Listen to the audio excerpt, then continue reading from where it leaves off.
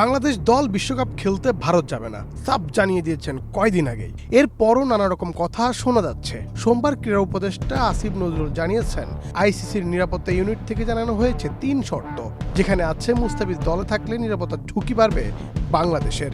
এরপরই বিসিবি এক বিবৃতিতে জানালো, আসিফ নজরুলের বক্তব্য আইসিসির সিকিউরিটি ডিপার্টমেন্টের সঙ্গে বিসিবির একটি অভ্যন্তরীণ যোগাযোগ।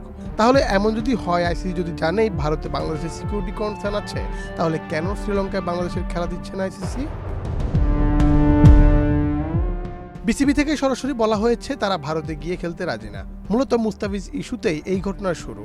এরপর বাংলাদেশ তাদের সিদ্ধান্তে অনড়। করোনা বা যে কোনো ভাইরাসের এগেইনস্টে ফাইট মানি ব্যাকট্রলের লেফট রাইট। কিন্তু এরপর থেকে শোনা যাচ্ছে নানা কথা।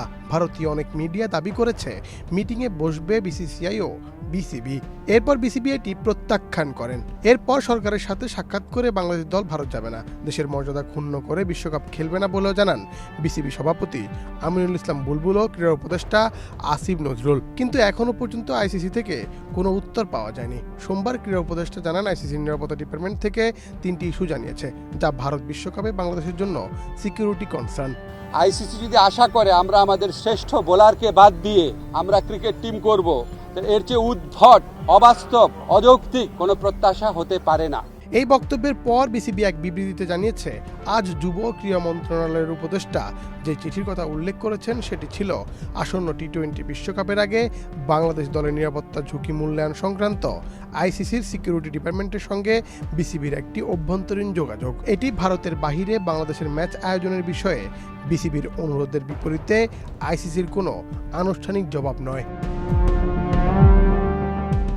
তার মানে আইসিসি এখনো বাংলাদেশকে ভারত পাঠাতে মরিয়া। বাংলাদেশের গণমাধ্যম থেকে বিসিবির করা মেল কোনোভাবেই আমলে নেয়নি আইসিসি। আইসিসির সভাপতি জয় শাহ একজন ভারতীয়, তবে কি সেই কারণেই বাংলাদেশকে ভারতে ফেরাতে মরিয়া আইসিসি?